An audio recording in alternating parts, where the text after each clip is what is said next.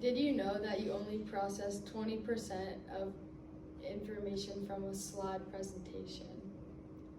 Today we're going to talk about listening and chapter 5, which is all about listening. And I'm Fiona. My name is Tegan. My name is Bautista. This is the agenda. The first topic is understanding how and why we listen. Second topic is barriers to effective listening. Third topic is improving listening competence. And the last topic is listenable messages and effective feedback.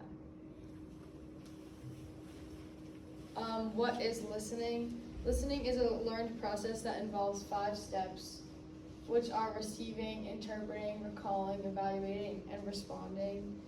We started learning to listen before we even knew how to speak as a child. And listening combines how we think, how we act, and how we connect with people, like behavior and relationships.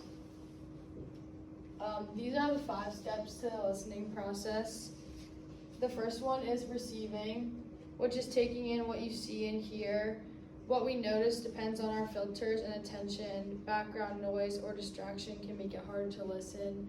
Like for example, when you're in class and your teacher is giving you a lesson on a chapter, you take in all the information by what her presence is.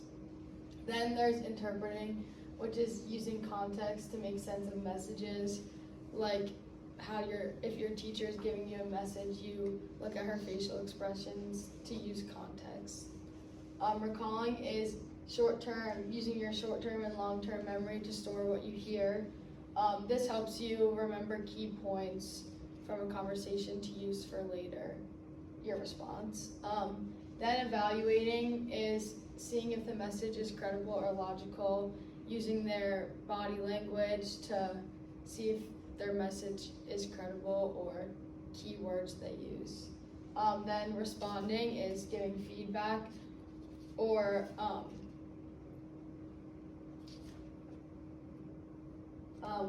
why listening matters. Listening is the key to success in school, work, and relationships, and it helps us focus, understand, and connect with others.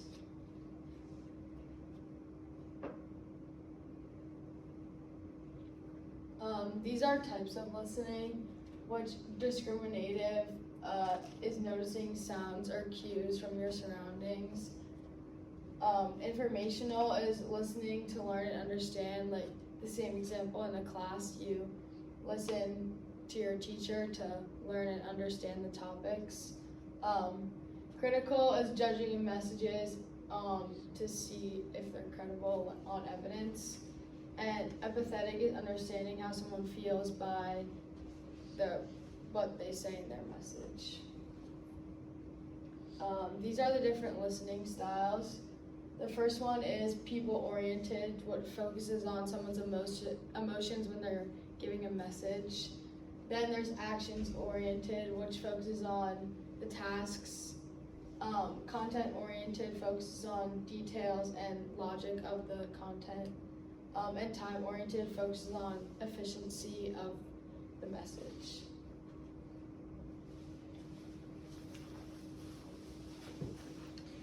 So now we have listening barriers. Listening barriers are obstacles that stop us from fully understanding or responding to someone who's speaking. They can appear in any of the stages of the listening process. We can see it in the receiving, interpreting, recalling, evaluating, and responding. In other words, listening isn't just about hearing. It's an active process that can fail at any point if the barriers appear. Now let's move on to the environmental and physical barriers. Sometimes the problem isn't in our mind, it's the space around us or how our body feels. For example, it can go from poor lighting or uncomfortable temperature, background noise, bad seating or distance from speaker, physical illnesses, fatigue or stress. So even small things like a hot room, bad lighting, or being tired can make it harder to focus and understand what's being said. The next group is cognitive and personal barriers. This is what happens inside of our mind. The main causes for this are multitasking or daydreaming, thinking faster than people talk, and lack of motivation or self-focus, or preparing what to say instead of listening. For example, the chapter talks about that our brain can process around 800 words per minute, but people can only speak about 150. So this gap makes it easy for our thoughts to wander. So sometimes we also lose focus because we're thinking about ourselves, how we look, or what others think, or we start preparing our responses while the person is still talking. Then we have technology and multitasking. Technology makes this problem even bigger, as media multitasking is basically using several devices while listening, and the negative effects of this are that it reduces the attention, comprehension, and memory. It creates distraction and stress, and it lowers academic or work performance. The chapter talks about media multitasking, using multiple devices while listening, like checking your phone in class. And even if it feels productive, research shows that it actually reduces the attention, comprehension, and memory. Students using laptops during lectures often understand less and even distract people sitting around them. Another barrier is the lack of listening preparation, that most of the people have never been formally trained to listen. The problems for this are that we rarely get formal training in listening. Society values speaking more than listening, and many see listening as passive or boring. In our society, speaking is seen as more important as listening, as we mentioned, but good listening isn't something that just happens naturally. It's an active skill that takes effort and place and practice. So then we have poor messages for speaker, as sometimes the problem isn't the listener, but it is the speaker.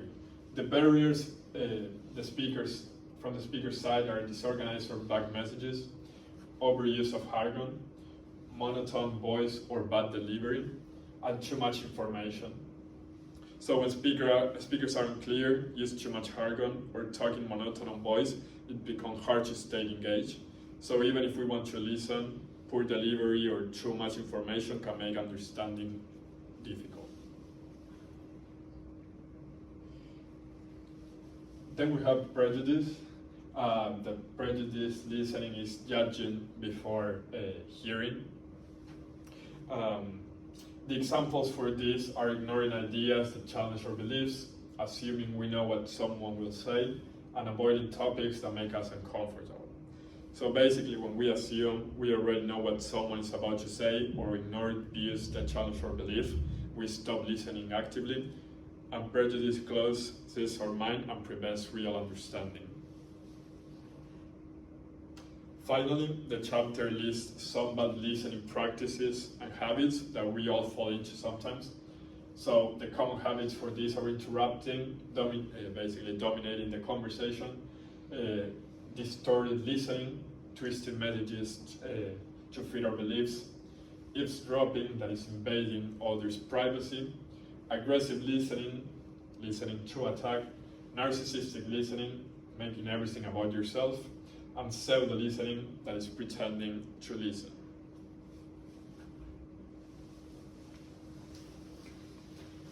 What is listening competence? Listening is an active process which requires effort from the listener. It is effective, and listening allows for improved learning, improved relationships, and improved professional success. There are 3 types of listening: active, critical, and empathetic. Improving listening competence. The listening process is receiving, interpreting, recalling, evaluating, and responding. To improve our listening competence in this process, we need to first start with receiving. You want to prepare yourself to listen to the speaker. You want to pay attention to turn-taking signals, as well as avoid interrupting them. You also want to discern between unintentional messages and noise. the interpreting stage, you want to identify the main points and the subpoints, as well as using context clues. For the recalling stage, you want to repeat, rephrase, and reorganize. You want to use mnemonic devices as well as multiple sensory channels. For the evaluating stage, you want to separate facts from inferences, as well as assessing the credibility of the speaker. And also you want to be aware of your own biases. Finally, for the responding stage, you want to ask appropriate questions, give positive feedback, as well as adapting your response. Improving listening in the classroom. The classroom is the greatest place to improve listening, as you need to be ready to process difficult information and stay focused while using internal dialogue. You want to act like a good listener in the classroom by using active listening skills, whether this be nodding your head along with the teacher, responding to them with feedback, or taking positive notes. There are 3 types of listening, which I said already, which are active, critical, and empathetic. Active listening. Active listening refers to the process of pairing both your outwardly visible positive listening behaviors with positive cognitive listening practices. Behaviors that can be used are eye contact with the speaker, referencing previous statements, which was in the subject, being excited and engaged for the topic, and taking positive notes. Critical listening. Critical listening is focusing on and evaluating messages for truth and logic. To do this, you want to analyze the evidence and the reasoning, as well as the emotional appeal of the speaker. Empathetic listening. Empathetic listening in the book is said to be respecting the dignity of others as people. There's techniques to do this. First off, you want to ask questions, paraphrase your feelings, and avoid interrupting the speaker. You also don't want to rush to give advice. Listening in relationships. Listening in relationships is very important as it builds trust, self-esteem, and closeness with your partner. If you have poor listening, this can lead to conflict and loneliness. Listening barriers. We discussed some listening barriers previously in this presentation, and some of them were distractions, boredom, judging the speaker, and poor note-taking. There's ways to overcome these barriers, which are to minimize distractions, sitting closer to the speaker, keeping an open mind about the speaker and the topic that is being discussed, and to take purposeful notes. Listening and culture go hand in hand. We can see that collectivistic cultures enjoy silence, harmony, and listening, while individualistic cultures value assertiveness as well as speaking. For high contacts, we rely on nonverbal and cues or indirect.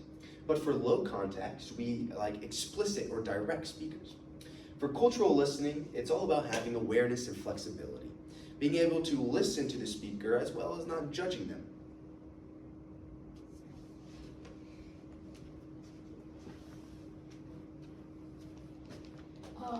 A listenable message is spoken in a way that's easy to understand. Written and spoken communication are processed differently, and when we mix them up, listeners can get very confused or lose focus. To make a message more listenable, here are some techniques. Use short and clear sentences, using words like I, we, and you, and organize ideas and use examples. Giving effective feedback. Feedback helps others improve and builds confidence. These are 3 ways to give good feedback. The first one is specific. Tell the person exactly what worked or what didn't work. The second one is positive feedback, which is focusing on what to do better and not just what went wrong. And then third one is constructive. Give advice that's useful and realistic. Giving feedback to yourself is important too. Notice both your strengths and weaknesses. Be honest and kind to yourself, and set small realistic goals to improve for next time. These are our questions. The first one is, how does understanding the stages and styles of listening help you become a better communicator in your daily life, whether in school, work, or personal relationships? For the second question, we have, which of the listening barriers do you think affects you the most in your daily life? And what is one thing you could do to improve it? Our third and final question is, which of the listening types, active, critical, and empathetic, do you believe you use the most? And which do you believe you need to work on?